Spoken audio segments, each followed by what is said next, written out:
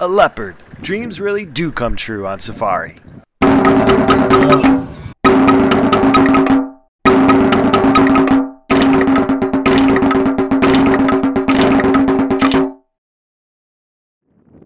So there I was in the Jeep, realizing my search for Chui or leopard was over. But the fun was really just beginning.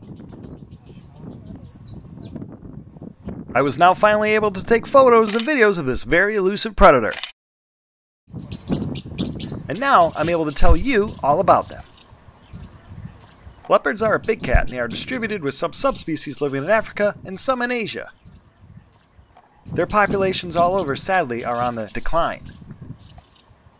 For a lot of people, they are the one animal you try very hard to find on an African safari. Sometimes they will walk right in front of your Jeep, and other times you will drive right by one without even realizing it's there. All those spots act as such a great camouflage. This young leopard was trying to find a perfect spot to look out over the savannah. Leopards are very powerful animals. They can take prey that weighs 2 to 3 times more than they do right up a tree by grabbing it by its throat, and that tree offers a safe place for them to eat. Those strong and lean legs are usually what you are scanning for as you're searching for them. From far away, you look for something that seems out of place along the outline of the tree's branches.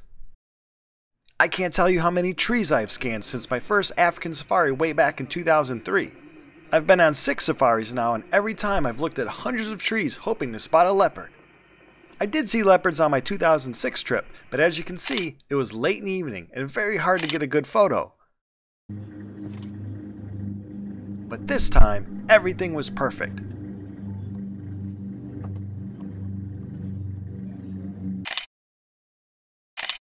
I was happy, so happy I could dance. So we're about 5 minutes after we saw the Chui. We're at the Serengeti airstrip, so it was really close to the airstrip.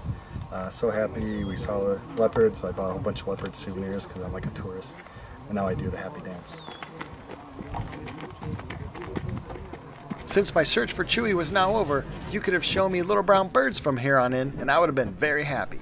As we drove on, I actually found a bird, a big bird, an African fish eagle. We then pulled up to what would be our home for the next 2 days. But right before we got to that spot, we saw some topi. The flies and the mosquitoes in this location were driving me crazy, and it was impossible to hold the camera steady.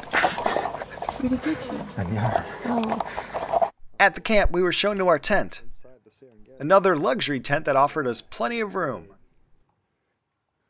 We're in the zebra room this time around.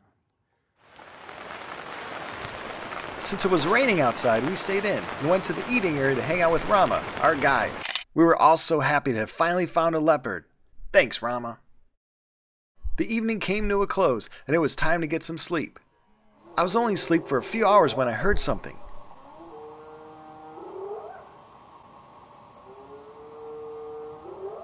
Hyenas were calling around, but I was also hearing a strange chewing sound. Maybe it was a baboon from the troop that we saw up the hill from the camp. Or maybe it was a big lion trying to eat my camera trap I placed outside. I tried to scare away whatever it was. Excuse me. Please don't eat that.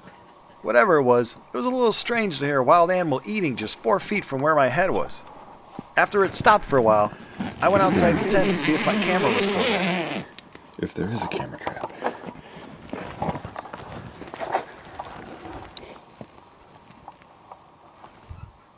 Alright. Those are the camp's chairs, but they ate them. So. Well, it's leather. I think that's why. Yeah. And wouldn't you know it? Is that on? Yeah. Hope you enjoyed this episode of Safari Tanzania. For more information on the items featured in this video, please read this video's description. And as always, thanks for watching.